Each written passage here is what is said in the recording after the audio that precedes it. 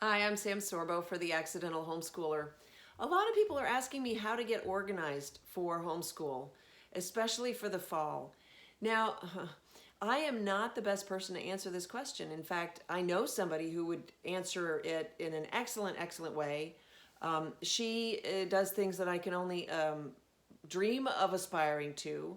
My big organizational tip is to pick an area for your resources. I like bookshelves because they keep things orderly. A lot of homeschoolers use bins. Bins are great, especially for younger kids. But the best resource that I could send anybody to is Christy Clover. I think her website is raisingclovers.com, and she's even written a book about it. It's a beautiful book. I have read it. It didn't have the desired effect on me. Actually, it did. It helped me. It did help me. I should say it did help me. I'm just not as meticulous as some people are. I know people who. One thing that I will say is the homeschool journey is an ever-changing journey. So it's not like you buy the car and then you only drive that car. It's a series of bicycles, skateboards, and hoverboards, and what else? Scooters, and maybe a moped or two, and a car, or a bus, or several cars. Like it's constantly changing. And so what I did, I had a closet that I just dedicated to home education. So I had a closet. It was full of books. It was a big closet and tons of shelves. And that was when my kids were young. And so that was sort of grand central for homeschooling. And so if it wasn't on the table, then it was in the closet. Like go to the closet or go to the table. And then of course I had my kitchen table was like our central area for home education. And so I also had a couple shelves near there and some drawers for the kids. And so each kid got their own drawer and they could put their stuff in their drawer. And then I had a couple of shelves where I would put sort of books that we accessed all the time. So the Bible and some of the textbooks, the history book and stuff that that was always the book that was coming out, right? Because I was just too lazy to walk it back to the closet. Like I said, I'm not the most organized person in the world. So, but I got a message from a gal who said, how do you get organized? Because I find myself constantly cleaning out and trying to reorganize. And so for her, I would say go to Christy Clover, who is just a dear, sweet, wonderful gal. You can find her on YouTube.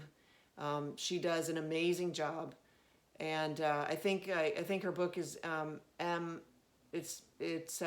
Masters of Mayhem. Masters of Mayhem, and that's mom. It spells mom, the acronym's mom. She does just a phenomenal job. And she's got all the folders. And so if you want, yes, you can plan out your entire year over the summer. I never did that. I tend to take, the sort of the easiest way out. And then I discovered Classical Conversations, and they have a guide that they give you as of 7th grade. And so you're just in the guide, and it's telling you exactly what to do each week and stuff like that. So it really depends on what curriculum you choose, how you get it organized. But Christy does a phenomenal job with all the different folders, and sort of she's got tips on the best way to organize the folders. For instance, if you do a spelling program and you have downloadables or printables or whatever, and then you print everything up and you have maybe one folder per week per child, and maybe you have multiple children. She's got a ton of children and stuff like that. So that would be my suggestion there, is to find someone who knows what they're doing and take some tips from them, but also understand that you're not going to be them. Like, you're going to be you. And so that's what I did, is I took some of the tips and they worked for me. And then I maybe tried a couple of other tips and I'm like, well, that doesn't work for me. I was never the parent who could sort of do the whole folder file system for the whole year in advance. That is totally what rocks Christy's world. It floats her boat like she's like in heaven when she gets it all organized. That's just not me. And I wouldn't say, I would almost say I'm the opposite of that. I'm not quite the opposite of that.